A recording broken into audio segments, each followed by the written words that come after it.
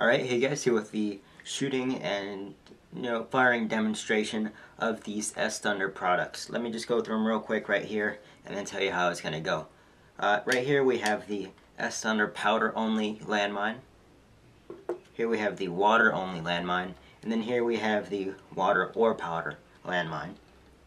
And then here we have two variations, the sort of medium size versions of the BB grenade and the foam ball grenade.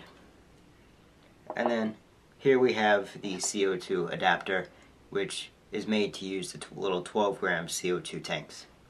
So first I'm going to go through each product and I'll show you how to load it up, and then I'll cut to a firing demonstration outside, show you how it works, and then I'll come back inside, load up the next project, show you how to, or the next product, show you how that loads, how to fill it with gas, how to do all that stuff, and then we'll go back outside, shoot that again.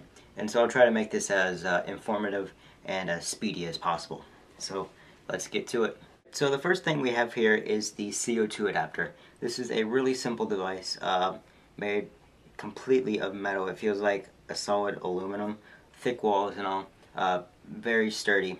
And it's basically two parts. You have this part right here, which is the top, which has your little nozzle right there that can be that fits into regular green gas adapters or valves for airsoft guns. And here we have the 12-gram CO2 cylinder adapter. Now this is where this little CO2 cylinder goes into. You stick it in there, twist the cap, and it will pop the seal on the top and load the gas in. These right here can be bought separate. You can buy these, actually both parts can be purchased separately on S Thunder's site, but these can also be used for paintball tanks. If you are also into paintball, or you just happen to have a Walmart close by that has the little paintball CO2 cylinders, then if you want to, you can also use those. This will screw directly onto that, and you have a then almost limitless source of compressed CO2 for your guns or landmines or grenades, what have you. So it's a really simple device, and it relates to almost all of the other products we have here. Moving on to these two grenades. These are S Thunder's shower grenade. This can shoot whether it be BBs or a couple paintballs or pretty much anything. You could just fill it with water and seal off the top. You could fill it with powder and seal off the top. Or, pretty much whatever you want to shoot at here, this is your grenade. Or you can use this version, which is for foam balls, such as this right here. It's a really lightweight foam projectile, and it just shoots off whether you want to hit sort of a tank, and that's how you get the tank out. It just depends on your scenario, however, whatever objective you're trying to accomplish. So let me just show you how to load these up. This one is preloaded. All I really did was just put some BBs in, and then you can do one of three things. Either you can use the little red caps supplied by S Thunder, which isn't really recommended. They come, you only get a certain amount, and then you have to buy extras, and they're an absolute pain to find after you fire them off in the field. Or one way I like to do is take some notebook paper or printer paper, crumble up a little ball, and stick it in the top after your BBs, and that'll pretty much just seal off the top, and that will shoot off whenever you fire this. And since it is paper, you don't really need to go find it again, because it'll just break down in the environment. Or you can use this, which is put the BBs in and put a little tiny piece of packing tape over the top. Once it shoots off, then no big deal. And so this is the version I have right here. Since you can see the BBs, you'll see that they do stick to the top, but you can also put a little bit of water in there if you want, and that will help the compression and give you a little bit more power. I do not have that. I don't have any water in here at the moment, because I'm just going to show you how it works on regular CO2 without any help from the water. And then here, this is just the foam ball. Like I said, all you do is take the foam ball and just stick it in the top and push it down a little bit. You do get some resistance from the, there we go, You do get some resistance from the air being compressed inside, but eventually it will escape around the edges and it gets a really nice seal inside. Excuse me. Then once you do that, you just take your, whether you want to use green gas, if you have that on hand, or you can use the CO2 adapter and just fill it in through this nozzle right here, this valve. Just push the nozzle until the gas starts to spew out the top, and that means it's filled. Same with this one. It has the little valve right there. Just fill it up. I do recommend using CO2 since it gives a better power. It is more powerful, and you know, I just prefer the CO2. It gives you a little bit better range. Alright, so here we are just looking at the pool house, the community pool. It's about, I'd say, 110 feet away. So take a shot. This is with the foam ball.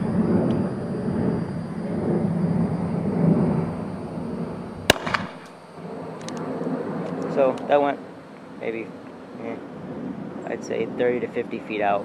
Normally it'll curve up or to the sides, but still pretty awesome.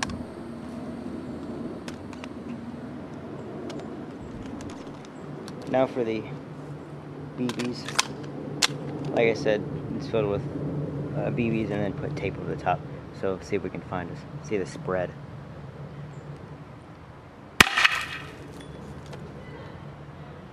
Alright, so now we're back with the powder only version. Now out of the 3 grenades that I have, this is probably the most complicated. It comes with 2 safety pins, and what you're going to do is just unscrew the top. Once you have that off, you'll have this little key. This is pretty much the key you use to fire it.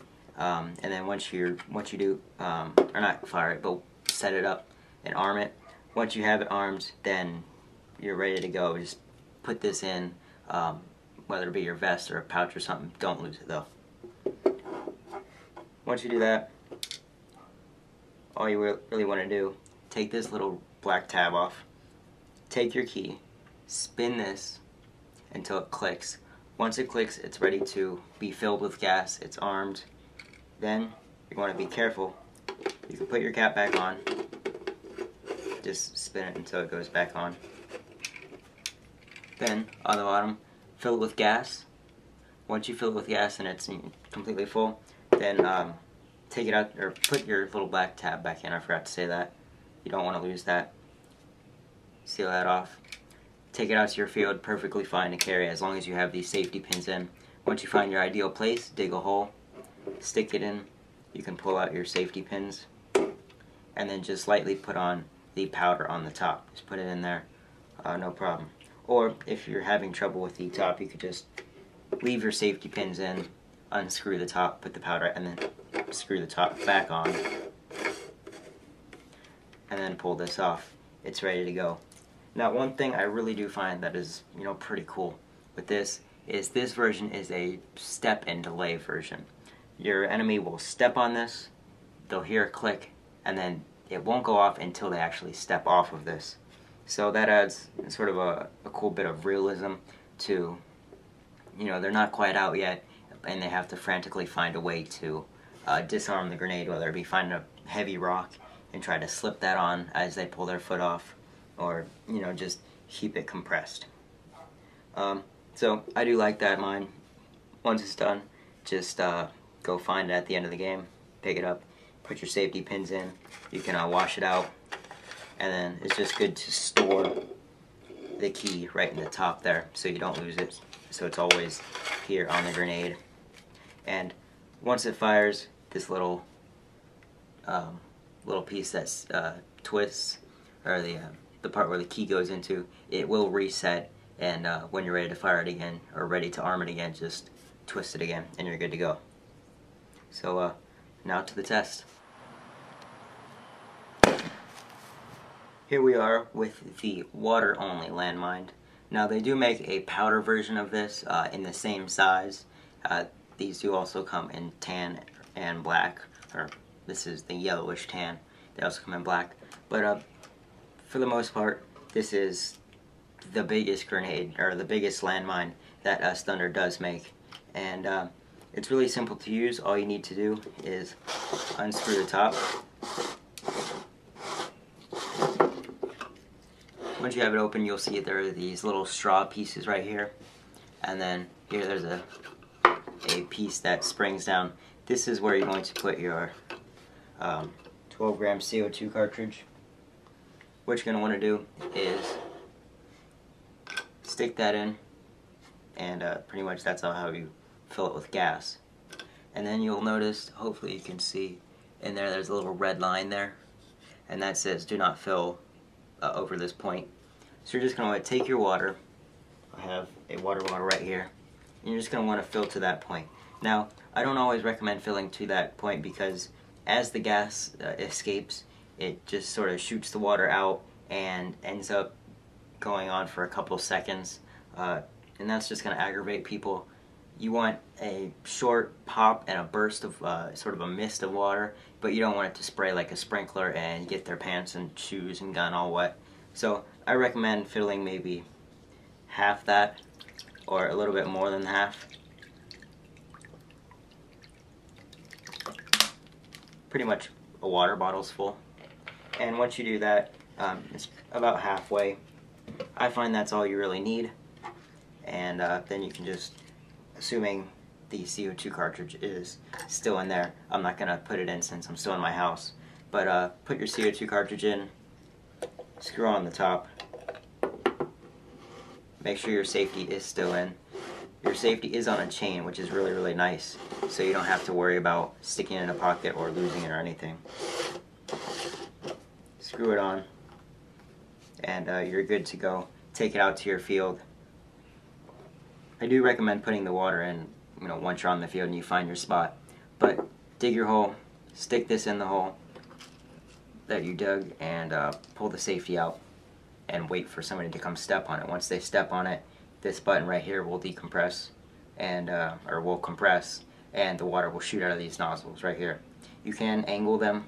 You can angle them out for a wider coverage area, or you can angle them sort of in just to shoot straight up right here, or depending on how much area you want to get the water all over. So now to the demonstration.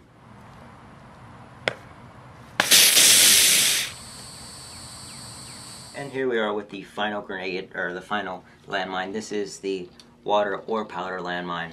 This is my personal favorite just because it's so small and it can use either powder or water. It's really simple to use. It's in two parts basically. You have this, which is the bottom, really simple, just kind of like a bowl, and then this is the whole firing mechanism itself. On the bottom, if you kind of look through it, you can see pretty much it's just a small grenade. Here's the bottom. This is the firing pin, like a regular 40mm grenade.